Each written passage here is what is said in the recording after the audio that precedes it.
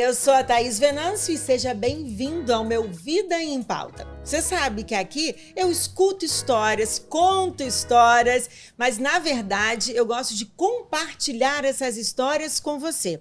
Então, se você ainda não está me seguindo, faça isso agora e também compartilhe essa entrevista com os seus amigos, que eu tenho certeza que eles vão se apaixonar pela história que eu tenho hoje para contar. Bom, já conheço eles há muito tempo e eles estão fazendo história. 45 anos de Óticas Paris. Eu agora estou aqui conversando com Getúlio e Ana Luísa, pai e filha. E eles vão contar essas histórias pra gente aqui hoje. Sejam bem-vindos. Obrigada pelo convite. Seu pai, a primeira coisa que fez quando chegou foi assim, eu conheci ela solteira. Eu estava recém-chegada aqui, eu já entrevistava você, né, Getúlio? Verdade. A gente já se conhece há algum tempo, né? Algum tempo. Lá se vão 20 anos. No mínimo. No mínimo. Ou é 20 anos mesmo? Não, eu já estou aqui em Vitória há 24 anos. É o tempo que eu tenho que eu conheço você. É verdade. E você é de Niterói? Eu sou do Rio de Janeiro, eu sou do subúrbio do Rio, sou de Bento Ribeiro. Ah, Bento, é a terra do Ronaldo Fenômeno. Isso. Não esbarrei com ele por lá, não. Eu pensei que você fosse de Niterói, não sei porquê da minha cabeça. Não. E aí eu vim morar em Vitória e para começar a minha carreira. E aí assim, eu comecei conhecendo histórias, porque eu apresentei um programa que era de entrevistas. E eu chamava as pessoas daqui do estado porque eu queria conhecer a história delas. E assim, estou eu aqui de novo, ouvindo histórias. E aí, não sei se elas... Marcelo disse que eu não posso ficar falando isso, mas eu conheci a Ana Luísa pequena, né? Verdade. Era uma menina. E eu fico tão feliz quando eu passava os anos e via que ela estava ali crescendo e hoje trabalhando com você. Você imaginou isso? Que a sua filha trabalharia com você? Olha, eu não imaginei, mas eu adorei quando ela perguntou se poderia trabalhar comigo. E eu falei na mesma hora que sim, poderia ter começado ontem. Mas ela começou no momento exato, no momento certo, sabe? No momento que eu estava até pensando que se ela não viesse trabalhar comigo, eu iria vender a empresa. Eu estava sozinho da empresa, né? A empresa tinha que crescer, tinha que se desenvolver. E ela vindo para trabalhar comigo, ela me deu uma ajuda muito grande. Renovou, deu um gás, né? O olhar dela é diferente do meu. Ela me ajuda a comprar, é uma boa compradora, entendeu? Viaja comigo, ou fazer que nem um jogador de futebol fala, comigo ou semigo, né? E ela viaja sozinha ou comigo, e com o nosso comprador também que temos lá. E ela é muito respeitada na atividade dela. Muito bem. Ela fez marketing, ela passou por todos os setores da empresa, né? Isso que eu ia falar, porque eu lembro disso também. Antes dela a gente contar isso, que eu vou ser um pouquinho, eu vou no passado e venho para o presente, pode ser? Pode, claro. Você nasceu no meio dos óculos. Sim, sempre. Você tem alguma memória da infância assim que tenha marcado mais? Eu nasci dentro das Óticas Paris. Eu estava falando ontem na nossa festa que por pouco minha mãe não fez o parto lá de tanto que eu sou das Óticas Paris. Assim, é uma coisa que já está dentro de mim. E eu tenho memórias minhas criança mesmo, sei lá, com 8 anos, que eu ia todo sábado trabalhar com meu pai, lá no escritório, assinava os cartões e tal, e todo sábado ele me dava R$10. Aí eu fui juntando meu dinheiro, né? Aí depois, ontem tinha... Porque a gente tem funcionários de 30, 40 anos que estão trabalhando com a gente, né? E eles me conheceram bebê. Aí eles estavam falando que quando eu era criança também, eu ficava até 9 horas da noite trabalhando no shopping, nas lojas. Isso assim, com 12 anos de idade. E eu sempre gostei. Sempre fui apaixonada. Então, todas as minhas memórias de Óticas Paris começam na infância, assim, desde criança. Nós estamos gravando hoje aqui após um feriado de 1º de maio. E eles fizeram uma festa de 45 anos com os funcionários, que foi uma festa assim que eu percebi que eles estavam ali de coração, né? Mas, Getúlio, você não começou o empresário, dono de uma rede de lojas. Como é que você começou? Eu comecei em ótica, vou começar logo botando em ótica, né? Comecei em ótica, eu era muito jovem, com 16 anos, no interior do estado do Rio. Em Campos aqui, Goitacazes. Comecei lá e limpando o chão de ótica, fazendo cobrança para o patrão. Ali eu li o primeiro livro de ótica, era de um mineiro, Luiz Saião, e um mineiro de Belo Horizonte. E naquela época, o curso de ótica, você estudava sozinho ou com alguém que te ensinava, e depois você prestava numa banca o concurso, né, para ser ótico. Então eu me tornei ótico muito cedo. Me tornei ótico em 1978, 77, por aí. Foi antes de eu abrir minha ótica, porque para abrir ótica você tinha que ter um diploma de técnico em ótica. Ah, tá. Hoje eu não sei como é que é, mas tem que... Na época, para você ter uma empresa, né, desse ramo, de ótica, você você tinha que ter um diploma. Como farmácia, né? Uhum. Você tem que ser farmacêutico. Então, eu tirei esse curso de ótica e fiz prova no Rio de Janeiro, na cidade do Rio de Janeiro. E depois fui embora para sair de Campos para servir o Exército no Rio. Oh. Fiquei no Rio, lá prestei concurso para ótico, né? Uhum. Trabalhei em ótica lá, trabalhei em empresas grandes, trabalhei na Bausch Lomb, trabalhei na Casa Masson, no Rio de Janeiro, trabalhei na Optisol, que é uma outra empresa também, que fabricava na época Geomacel. E um belo dia eu falei assim, eu vou sair do Rio de Janeiro, não vou ficar aqui no Rio. Então eu comecei a montar minha ótica na minha cabeça, sabe? Eu comecei a sonhar com a ótica, comprei as primeiras máquinas de laboratório lá no Rio, ainda sendo empregado de outras empresas, né? Fui pagando e levei para Campos, que eu não sabia onde é que eu ia montar uma loja, né? A ótica. Eu sabia que eu ia ter uma ótica. Sabia que ia ter uma ótica, eu sabia como é que seria essa ótica, tudo certo na minha cabeça. E levei para Campos o maquinário. Aí, muito bem. Aí eu vou para o sul do país, pensei em ir para o sul, que eu conhecia bem o sul do país. E aí, a minha empresa que eu trabalhei, a Casa Masson, a matriz dela era em Porto Alegre. Então eu ia sempre a Porto Alegre. Depois eu trabalhei nessa empresa, na Casa Masson, comecei como balconista e fui a gerente geral. Da minha gerência geral, eu tomava conta de Curitiba, Rio, Brasília, Goiânia e a grande Brasília ali em volta, né? Muito bem, eu esqueci o nome da cidade, que era colada a Brasília. Muito bem. Aí o tempo foi passando, aí eu sofri um assalto em 1980. Não, minto, antes, vou retroceder um pouquinho antes. Aí, em 1979, eu abri a Ótica Paris aqui no estado, na rua 13 de Maio, lá no centro da cidade. Mas aí você não foi para o sul? Não, aí eu acabei não indo para o sul. Você desistiu de ir para o sul e decidiu vir para cá? Porque aí eu conheci Vitória na época da Bausch Lomb. E você estava praticamente próximo, né? Campos, né? Para vir para o Espírito Santo foi perto, mais fácil. perto. E eu conheci Vitória na época da Bausch Lomb, que eu trabalhava com lentes de contato nessa época. Então eu vinha para cá, trabalhava com todos os oftalmologistas. Então eu conhecia todos os oftalmologistas. Então parece que Deus botou, olha, você vai conhecer os oftalmologistas, você vai fazer o curso de ótica, depois você vai trabalhar numa empresa assim, e parece que foi a mão de Deus. Tá? Até que um dia eu falei assim, eu não sei para onde eu vou agora estou em dúvida. Aí depois eu pensei em ficar no Rio de Janeiro e abrir um atacado de óculos para mim. Eu trabalhei numa empresa de fabricação de óculos, ela tinha uma produção, vamos supor, de 60 mil peças mês, mas ela só produzia 40, 30, então tinha uma ociosidade de lá uns 15 mil peças por mês. Eu falei, é essa que eu vou me aproveitar. Falei com o meu patrão, meu diretor, presidente, ele falou, não, tudo bem, a hora que você quiser a gente faz. Tá. Mas aí eu sofri um assalto no Rio de Janeiro em 1979, 1980. Eu faço aniversário no dia 6, aí no dia 8 de janeiro eu sofri um assalto no Grajaú. Aí eu falei assim, não vou ficar mais no Rio, não. Não quero ficar mais no Rio. Aí, isso você está falando em 1979? 79. Olha só. Aí eu pensei em vir para Vitória. Aí vim a Vitória, conheci essa minha lojinha uma lojinha pequenininha, que era uma garagem de Fusca, na rua 13 de Maio, da família Nonato. E aí eu aluguei aquela loja, aquele espaço, né? E falei, aqui que eu vou abrir Ótica Paris. Aí aluguei. E por que Paris?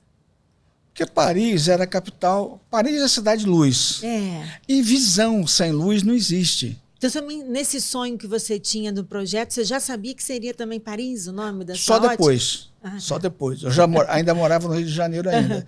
Que tinha um médico que eu admirava muito, o Davi Grenier. Ele trabalhava ali. E o pai dele tinha uma ótica. O nome da ótica era Paris, Ah, tá. tá? Em Copacabana. Era na Avenida Barata Ribeiro. Uhum. Barata Ribeiro. Barata Ribeiro, Avenida Atlântica, Barata Ribeiro. Não, Avenida Atlântica, Nossa Senhora de Copacabana, Barata Ribeiro. Era na Barata Ribeiro. Quase esquina de. Então você já gostou do nome? Gostei do nome. E outra coisa, Paris é a cidade de luz. Visão sem luz não existe. É verdade. Não é? E a França era criador de moda, os grandes costureiros estavam lá na França. Entendeu? A Varilux, por exemplo, que era a principal lente multifocal na época, era de lá, da França. Né? É uma patente que foi comprada da Tchecoslováquia e desenvolvida na França pela Essilor. Então, a França tinha eu tinha admiração pela França. Sim, então deu tudo certo. Aí Paris, né? Paris. Hoje, Paris é um nome registrado no NPI pelas Óticas Paris. É um nome que pertence à Ótica Paris. Entendeu? Nós entramos no NPI e conseguimos registrar Paris. Porque antes era uma marca que não era registrável, justamente por ser um nome de cidade. Aí, e depois que a gente abriu a Ótica Paris, muitas outras abriram. E a gente sempre batalhou para ter a nossa marca, né? Inclusive porque tinha outras óticas que abriram com nossa logomarca. Aí a gente... Eu lembro que você já denunciou no Instagram e tudo, eu lembro, E aí a gente conseguiu esse registro. Já tem o quê? Uns 3 anos? 3, 4 anos. Mas a gente vem tentando esse registro há muitos anos. Desde que começou. Só no governo Bolsonaro que a gente conseguiu. Ele fez algumas mudanças em termos de leis e tal, que aí a gente conseguiu registrar. Porque a gente tem 44 anos, 45 anos de Óticas Paris no estado do Espírito Santo. Nossa. Teve um camarada que teve a coragem de abrir em Linhares a Ótica Paris. Essa a gente não precisou nem ter registrado lá no INPI. Vocês conseguiram derrubar na mesma hora. Quando vieram falar comigo, na mesma hora a gente botou um advogado e conseguimos derrubar. E aí a marca estava sendo registrada, né? Até que foi registrada aí mesmo que acabou. Aí a primeira loja foi no centro. Aí foi antes da gente continuar, como é que você, ouvindo essa história, Ana Luísa, que faz parte da sua vida, né? Faz parte da sua vida, da Ana Luísa que nasceu nessa família, e a história que a empresa construiu com um grupo de funcionários, pesa uma responsabilidade? Nossa, muito. Pesa uma responsabilidade porque meu pai, ele, modéstia à parte, com muita modéstia mesmo, mas assim, meu pai, ele é uma pessoa muito respeitada no mercado ótico, no ramo ótico, a nível nacional. E quando a gente vai nas feiras, nos eventos, até em Milão, as pessoas param para falar comigo que meu pai, olha, seu pai foi meu professor, assim, da vida, de vida, seu pai me ensinou isso, seu pai me ensinou aquilo, seu pai não sei o quê. E assim, eu sei do meu privilégio de tê-lo como meu mentor, né, meu professor. E estar do lado dele, para mim, é uma honra muito grande e uma responsabilidade muito grande. Obrigado, filha, obrigado. Eu imagino. E ele é durão? Ou ele tem um coração mole, assim? Porque como pai, ele tem coração mole, eu acho. Não é? Tem. Meu pai E no trabalho, na empresa, ele é durão ou ele é tranquilo? Quando tem que ser durão, ele é durão. E ele me ensinou a trabalhar mesmo. Não tinha folga por ser filha nem nada, não. Ele me ensinou a trabalhar mesmo. Comecei do zero. Ia fazer serviço de banco, tinha que cumprir horário, tudo. Mas tinha que cumprir horário? Tudo, exatamente. Não dava folga, não? Assim, eu chegar atrasada? Não, eu tinha carteira assinada, ganhava salário mínimo, nunca tive nenhum privilégio por ser filha dele. Legal. Só que quando tem que ser, não é nem mole, né? Mas assim, quando tem que flexibilizar, tanto para mim como para os outros funcionários, ele sempre flexibilizou. Então, como pai, eu não tenho nem o que falar, né? Porque o amor da minha vida, mas como chefe, como professor, como mentor também, foi um grande professor da minha vida. Assim, foi muito bom ter ele. E ela também é uma excelente aluna. Ela é uma excelente aluna. Muito disciplinada, né, ela Getúlio? é disciplinada, ela é séria, entendeu? Ela hoje, na empresa, os funcionários respeitam mais ela do que a mim. Nossa, porque ela é uma seriedade doce. Entendeu? Ela fala baixo, ela fala com educação. Eu já sou da maneira antiga um pouquinho. Se tiver que dar uma bronca, eu dou uma bronca para valer. Mas também se tiver depois de passar a mão e tal. Entendeu? Mas ela não, ela tem um equilíbrio maior do que o meu. Ela também estudou mais do que eu, né? Ela se formou em Direito, se formou também... Fiz pós em Administração, MBA em Gestão Comercial e Faculdade de Ótica e Optometria também. Ela é optometrista. Caramba! Aqui no Brasil, o optometrista ainda não é muito conhecido. É uma profissão que optometrista é o farmacêutico da medicina. Entendeu? O que o farmacêutico faz? O farmacêutico pode aplicar injeção. O farmacêutico, especialmente do interior, ele aplica injeção, ele medica. Hoje está voltando, né? É verdade, é ele que recebe esse paciente ali. E no caso desse optometrista, é quem recebe aquele cliente e sabe o que ele precisa. Assim, sabe identificar. O optometrista pode fazer exame de vista. Porque o que acontece? Aqui no Brasil, lá fora, em todos os outros países, sempre foi muito o optometrista fazia o exame de vista e o médico, como né, em todas as outras áreas, o médico cuida de patologias, de medicamentos, tudo mais. A parte do cuidado inicial da visão pode ser feita pelo optometrista. Então, o exame de vista, testes visuais, é como se fosse o fisioterapeuta do ortopedista, entendeu? Um trabalho complementa o outro. Então, tem muita gente muitos optometristas trabalham de forma séria, que fazem o exame de vista, vem ali alguma diferença, alguma situação mais séria e encaminham para o oftalmologista. Então, é um trabalho que complementa o outro. Mas aqui no Brasil ainda tem uma rixa entre oftalmologistas e optometristas. Eles ainda não se complementam, né? A própria legislação não permite que o técnico em optometria atue. É só quem tem a faculdade. Então, ainda está meio no limbo, assim. Mas isso porque ela não é técnica. Eu sou Você é formada. Eu sou formada. Ela é bacharel. Bacharel. Entendeu?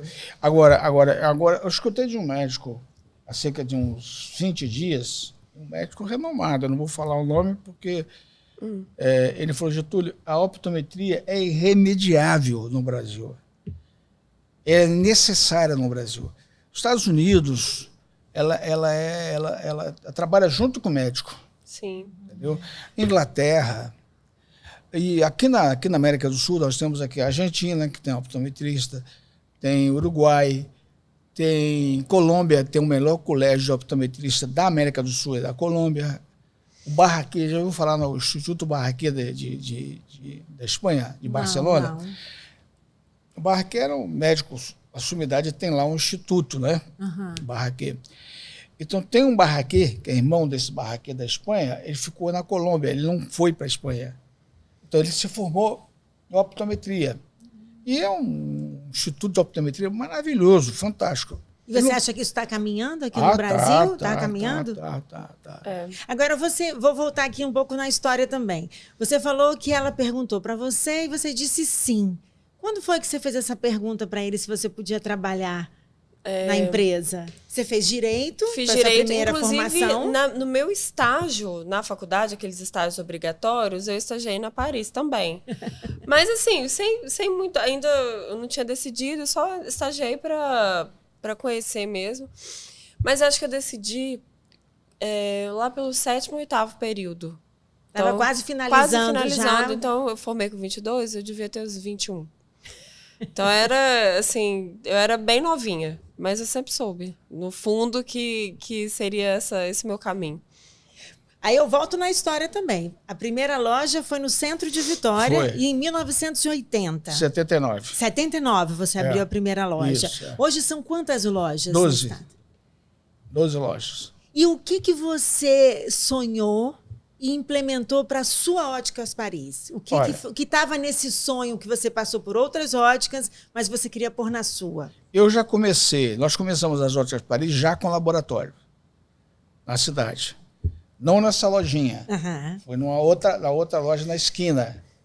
É uma loja pequena, não era grande, mas não era pequenininha como a primeira, e ela tinha 3 andares. Aí no último andar, por causa do barulho das máquinas, eu coloquei o laboratório. Aí vim para o segundo, era outra coisa, e vem o térreo, né? Uhum. Então, tudo que eu sonhei, tudo que eu imaginei, tudo que eu vi de bom, eu trouxe para as Óticas Paris, sabe? Trouxe para as Óticas Paris. E aí começamos ali. Olha, naquela época tinha loja aqui, tinha organização aqui, que já tinha 20 anos, 25 anos de mercado. Tá? E nós entramos com 5, 6 anos de mercado, a gente dominou o mercado. Sabe? A gente passou a ser a primeira loja. Por exemplo, antigamente o cliente ficava em pé e o vendedor ficava em pé. Os dois ficavam em pé. Tipo atendimento na farmácia, assim. Aham. Eu coloquei os dois sentados. Então já foi uma inovação. Sim. Para a televisão, nós fomos com a primeira propaganda para a televisão. Aham. E nunca ninguém tinha feito propaganda em televisão, ótica. Uma promoção para valer era em 3 pagamentos sem entrada. Essa era a promoção. Hoje não existe isso. Se você entrar na televisão falando 3 pagamentos sem entrada, o pessoal vai chamar você de louco. Realmente não vai atrair cliente. Hoje é 10 vezes, 12 vezes, né? Principalmente 10 vezes, né? 12 também já é muito. Mas naquela época era 3 pagamentos, já era promoção, já estava ótimo. Já. Então, tudo que eu pude implementar, eu implementei. Tá? A primeira propaganda de Varilux na televisão foi nossa. Nós colocamos a Varilux na televisão. Nós temos uma lente de difícil adaptação, tinha que ter medidas, tinha que ter... A Varilux teve que vir aqui, dar palestra, dar curso, a gente poder trabalhar com a Varilux. Entendeu? Entendi. Então, então foi fácil. Eu vim já de outras empresas grandes no Rio de Janeiro, que era... Rio de Janeiro era um berço né? Era uma cidade grande. Onde tudo começava por lá, né? Por lá. Moda por lá. Né? Aquilo que tinha nas novelas, se você visse um óculos na novela, você podia sair atrás dele e comprar. Você ia vender na ótica. Porque o pessoal seguia muito a novela. A moda, né? Da novela, né? Você sabe que tem uma coisa... Eu sempre entrevistava você lá no meu programa, né? Que eu tinha na TV. E uma das coisas que eu sempre lembrei... Duas dicas que você me deu. Uma, que o óculos não podia ficar na cabeça. Nunca. Até hoje, eu vejo alguém com óculos não nervoso. Eu também. Dá vontade de falar. Você me falou isso uma vez. E que óculos não ficava na cabeça. E como eu devia lavar o óculos. As lentes, né? Embaixo da água, né? Com detergente, né? E passar. E eu faço isso até hoje. Tem coisas que marcam a gente, né? E isso eu fazia com óculos de sol. Só que agora você sabe que eu fiquei mais velha, né? E você sabe quem foi que me deu... Você ficou mais experiente. Acumulou juventude. Acumulou juventude. Eu não tenho mais 20 anos, lembra? E você sabe que quem me deu essa dica desse óculos? Ana Luísa. Eu estava na dúvida, porque chegou a hora de usar, e aí eu quero entrar nessa parte, porque a gente acha que sabe, né? A gente vê o óculos da moda, acha que vai querer óculos grande, não sei o quê. E ela me deu uma aula, não é porque eu estou na frente dela, não. Você ensinou muito bem, porque ela me deu uma aula do que é da sobrancelha, de como tem que ficar, o olhar para baixo. Explica um pouquinho pra gente. Legal. Eu achei tão legal no dia que ela me ensinou e que eu usei pela primeira vez. É uma lente que não é fácil de adaptação e foi fácil. Eu não tive dificuldade, não senti dor de cabeça, que você pensou que eu poderia. Que pode acontecer. Explica quando a gente vai escolher um óculos, porque a gente vai na moda. Então, o óculos de sol, você pode até ir mais pela moda, porque não tem uma questão técnica de adaptação. É mais gosto e, né, estilo. Mas quando a gente fala de armação, tem alguns critérios que a gente tem que levar em conta, que é a armação tem que estar alinhada com a sobrancelha. Não pode estar muito apertado as hastes, apertando nas têmporas. A linha a parte de baixo da armação não pode estar encostando na bochecha, porque o ideal é que o óculos se apoie no nariz, não na bochecha. E quando a gente fala em multifocal, tem ainda a questão do tamanho da armação. Porque quando é uma armação muito grande, o campo para perto fica lá embaixo. Então, quando você abaixa o olho, você não consegue usar o campo para perto. Você não consegue chegar lá Exatamente, porque está muito embaixo, já saiu do seu campo visual. Então, são esses e tem outros fatores. Tem o ângulo pantoscópico, tem vários outros fatores. Espessura da lente, formato da armação, por exemplo. Uma miopia muito alta, a lente da miopia ela tem a borda grossa e o centro fino.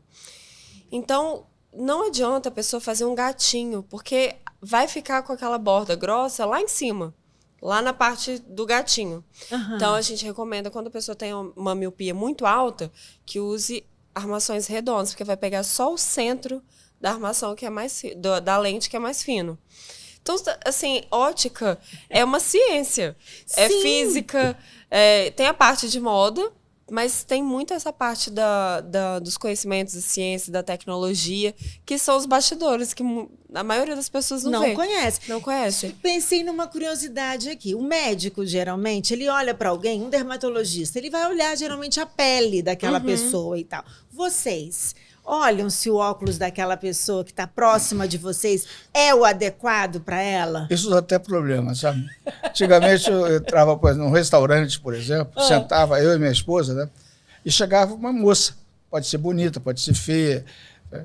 Aí a primeira coisa que a gente eu faço, é olhar para a cabeça dela, né? Para o rosto dela. E ela está de óculos, né? A Denise custou se acostumar comigo. Porque ela achava que eu olhava para achar bonita ou feia aquela pessoa. Eu falei, Denise, eu não estou olhando a pessoa. A gente olha para, a gente sabe, olha e fala assim, eu sei onde a pessoa comprou essa peça. Meu pai, eu lembro que já várias vezes ele olha para a pessoa assim, você tem astigmatismo com miopia, né? A pessoa, como é que você sabe? Eu sei, de olhar a lente, ele sabe o problema visual que você tem. Aí já é questão de experiência, né? Sabe, aí você sabe a lente, mas você já falou para alguém, olha, essa armação, isso não está, o seu óculos não está. Se a pessoa não está comprando, não. É difícil, né? Se a gente fala, ó, essa armação não tá legal. Aí já era, a pessoa investiu uma grana. Já aconteceu o seguinte, eu comprava uma determinada armação, muitas peças. E eu vendia muita peça, chamava-se Lili. Então, eu chegava na rua, eu passava, cumprimentava uma senhora, por exemplo. Era mais um óculos de senhora. Eu falei assim, boa tarde, boa senhora, veio bem? Ficou bonita essa armação, é? Eu falei assim, gostei. Só comprou na Paris, né? Eu falei assim, comprei, como é que você sabe? Eu já sabia que aquela armação não tinha em outro lugar, só tinha na Paris. E ela achava interessante, como é que eu sabia que aquele óculos foi da Paris, que era da Paris? E vamos falar sobre isso, sobre escolher, porque vocês têm um público, 12 lojas no estado, vocês têm um público muito diferenciado em cada região, cada loja. Vocês vão viajar, vocês têm que ir lá na viagem, ou seja, dentro do Brasil ou fora do país, pensar qual armação e qual produto vocês vão trazer. Como é que é essa escolha? Porque eu vejo vocês lá naquele mundaréu de armação. Só nas Óticas Paris eu já fico louca pensando cada armação. Imagina vocês lá no showroom, lá nas apresentações. Como é que é isso? A gente tem a parte dos cálculos que a gente tem. Não é só olhar, achei bonito, comprou. Tem muita gente que compra assim. Só que aí o que acontece? O estoque fica parado. E é dinheiro parado. Sim. Então, o nosso interesse é comprar só peças bonitas e comerciais que girem rápido para que a gente traga sempre novidades. Isso. Então, a gente tem planilhas, tem computador, um sistema só para isso, que aponta para a gente, ó, essa cor vende bem, esse formato, essa marca, o giro é tal, já faz todos os cálculos. E por exemplo, chegou uma novidade, um lançamento, que a gente não tem o histórico. É muito do feeling. Olha, eu sei, e você tem que estar na loja, conversando com o cliente, entendendo o que o cliente gosta, porque eu posso gostar de um produto que o meu cliente não gosta. Então, eu tenho que comprar para esse cliente. Então, você não compra para você? Não, se eu comprasse para mim, só ia ter óculos diferentes, assim, extravagante, que eu gosto de coisa diferente. E ela fica bonita com todos os óculos, né, Getúlio? Que ela prova fica lá. Fica assim. Não, gente, é porque eu provo os óculos que ficam bons, né? Eu posto que fica bom, o resto eu não posto. Não, mas ela é bonita com óculos, sem óculos. Ela é, né? Obrigada. Desde pequena, né? Ela... Desde pequena. Obrigada. E você brincava também? Porque eu brincava quando era pequena com óculos da minha mãe. Queria usar óculos, né? Assim, brincava. Ela usa desde pequena. Meu pai, o primeiro óculos que eu tinha não tinha grau. E eu era doida pra ter grau. Aí eu usava na escola, todo mundo me zoava, falava que era 4 olhos, eu não tava nem aí.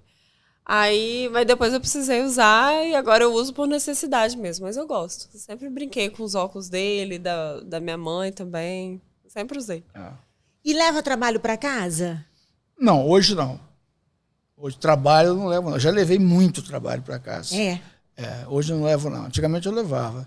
E o que você fez para poder desligar essa chavinha? Primeiro, o número de funcionários que a gente tem, né? E hoje é informática também. Hoje não levo trabalho para casa, leva um notebook. O celular, né? O celular, aquele como é que chama? iPad. É um trabalho mais diferente, né? Antigamente eu levava papel, pasta, né? Eu dava muita pasta.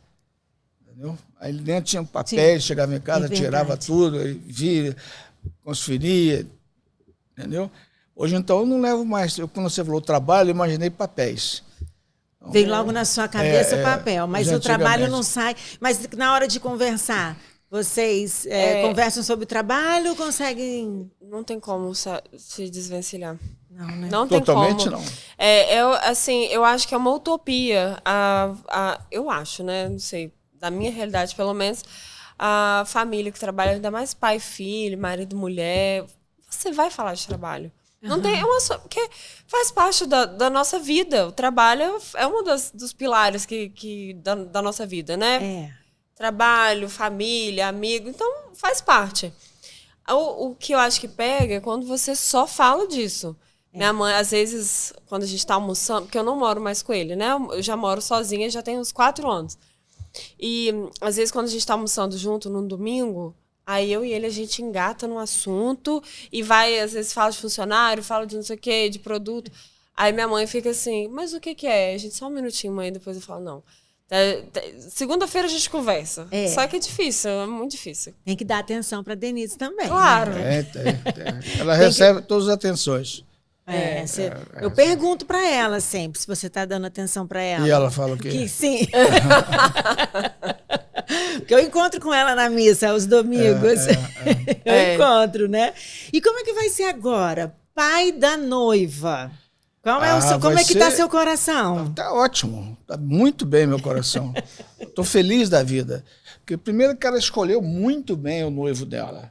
É uma pessoa digna, uma pessoa séria, entendeu? Uma pessoa advogado que nem ela, sabe? Só que ele labuta na profissão. Inclusive, a gente se conheceu na faculdade. De vista, assim. Foi? Mas começaram a namorar? Não, só a gente depois. só se olhava assim, mas desde a faculdade já tinha uma paquera. Já tinha. Mas então ele é uma pessoa excelente. Então eu já fiquei feliz, muito feliz, quando ela escolheu esse rapaz. Né? Já namora o quê? 5 anos? 5 anos e pouco. 5 anos e pouco. E agora o casamento é o auge, né? É o ápice, né? Desse relacionamento dela. Tá? É o começo, né? Na verdade. Está começando uma história, né? Vai começar toda uma história nova agora. A história do casamento, né? E eu tenho certeza que os dois estão preparados para essa vida de casados. Porque também é outra etapa, né? Agora eu vou perguntar como mãe, que ainda tem filhos pequenos. Dá uma sensação de ninho vazio? Ela saiu, já tem 4 anos de casa em si. Teve a sensação de ninho vazio? Teve, no início teve. Teve, porque a gente não é controladora, controlador e tal, não. é que a gente quer saber aonde é que ela vai, com quem que ela vai, né? Como é que foi a festa, que festa é essa. Então, e a gente, isso é um controle que a gente faz, mas é necessário para a vida dela, né? Então ela achava ruim disso tudo, foi muito bom quando ela resolveu morar sozinha, né? Por acaso, ela desocupou um apartamento meu, nosso, né? De um inquilino que tinha, era pertinho da nossa casa. 200 passos, é do lado, dá 2 minutos andando.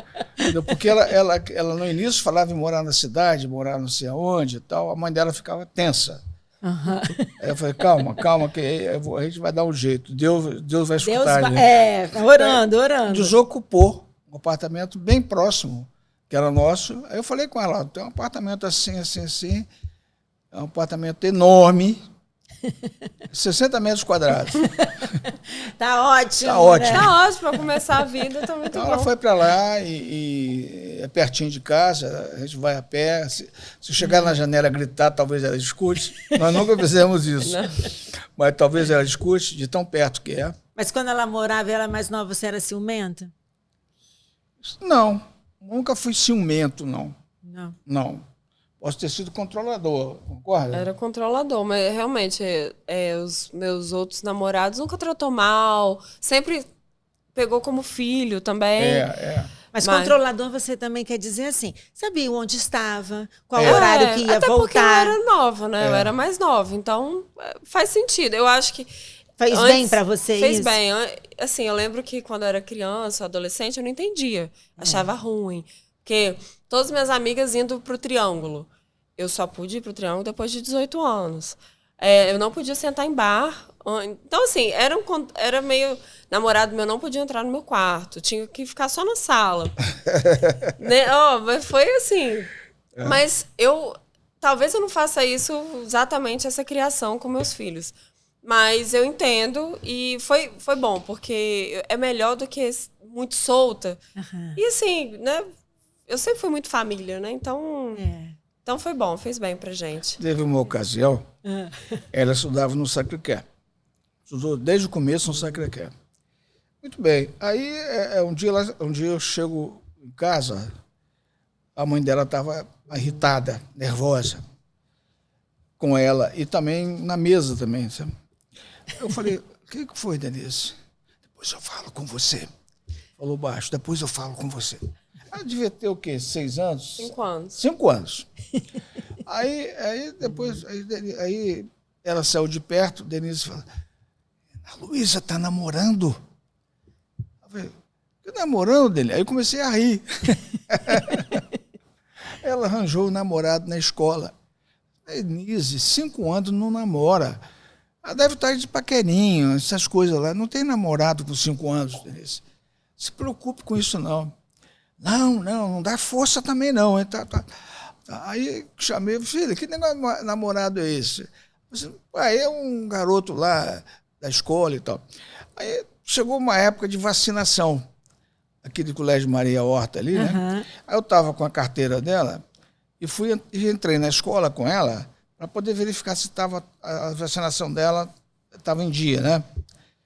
Entrei, aí na saída eu estou dando a mão a ela e ela parava de vez em quando, parava e eu freava também. Eu falei assim, filho, o que está acontecendo? Assim, pai, aquele lá que é meu namorado, apontou. Aí eu tive que ir também. Aí ele estava com a mãe dele, eu fiz assim, né? A mãe dele também me cumprimentou. Ele também tava fazendo a mesma coisa que eu, tava meio parado assim. Era o namorado dela. Um garotinho feio na época, era né? Feio. Na época.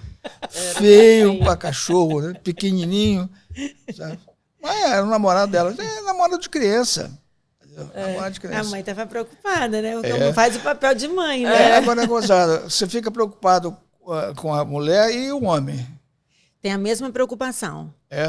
Eu tenho. Tem Saber 3 com quem meninos. Tá namorando, né? Os meus ainda não estão namorando e nem falando sobre isso. Mas eu também tenho, porque eu quero saber com quem vai ser a moça que vai vir, se é de uma boa família. Eu sei que as minhas amigas falaram assim que eu não vou ser uma boa sogra, porque eu sou muito chata. Você? Você é ciumenta? Assim, e controladora. É. Mas enfim, a gente tudo amadurece. É uma brincadeira até. Mas assim, a gente fica preocupado com quem que o nosso filho tá. Eu entendo. Quem é o amigo do nosso filho. Qual é a família desse... Quem é o pai desse amigo. Eu se vai entendo. deixar ir na casa ou não. Porque tudo hoje... se na época que nós éramos mais novas já era complicado, hoje a gente vê de tudo na televisão. Hoje é tudo pior mais. Internet. Então, assim, discuta cada coisa, que hoje eu acho que não tem diferença menino e menina. Acho que a preocupação é a mesma, porque você traz uma família para perto de você, né? Eu imagino isso. Ela vai casar, a família dele vai vir junto, Sim. né? Então, você tem Vira uma família só, uma né? família só. Então, acho que isso é... E eu aprendi uma coisa, orar todos os dias. Todos os E dias a a gente oração tem da que mãe é rezar. a oração mais forte que tem. E você agora casando, você vai ter também saber disso. Porque a oração vai fazer toda a diferença para uma família. Para uma família, eu sei. Só para o indivíduo já faz, né? Já faz. Para a família, eu sinto isso. E eu fiquei muito feliz que você vai casar com o mesmo padre que me casou. Sim. Padre Josemar Stein, que eu Ele adoro. é incrível. Nossa, é um querido. Ele é. Ele é muito querido, Ele é muito querido por nós. Ele tá lá em Anchieta agora. Ah, ele tá lá Tá. agora? Tá, Então, tá. por isso... Ai, que bom. Ele tá em ele Araguaia, né? Tava Eu acho no que ele Araguaia. Tá em agora- Meiaípe. Eu acho tava- que é Meiaípe, é ele... Mas é pertinho, É né? pertinho? É. Então eu vou fazer uma visita um dia desses para ele. Desejo para você sucesso, muito Obrigada. amor, muita paixão, muito companheirismo. Obrigada. Paciência É importante. também. Paciência, é importante. Não é, Getúlio? Tem que ter. Paciência. Tanto um quanto o outro. E a paciência é todo dia. Hoje você Sim. acabou a mãe, você me dá paciência mais um pouquinho. É verdade. E sucesso para vocês também. E parabéns pelos 45 anos das Óticas Paris. Foi um Obrigado. prazer receber vocês aqui. Obrigada. E fiquem à vontade, sempre que quiserem, vem contar histórias aqui pra gente. Tá bom. Tá, Jóia. Bom, Obrigada. muito Obrigada obrigado. por ter convidado a gente. A gente também tá muito feliz. Não de ter podia vindo. deixar vocês fora da minha primeira E o temporada. e o obrigada. podcast de você é sucesso, sabia? Você acha? Acho. Parabéns Eu também. gosto muito aqui de conversar. Então, isso faz bem. E mandar um beijo pra Denise também, porque eu, nossa, sou apaixonada pela sua mãe. Minha mãe também é apaixonada por você, tá? Gosto demais dela. Ela gosta muito de Obrigada. você também. Um beijo pra vocês, obrigada. Obrigada a Obrigada. você por estar aqui com a gente. Compartilha essa entrevista, compartilha com seus amigos e até o próximo episódio.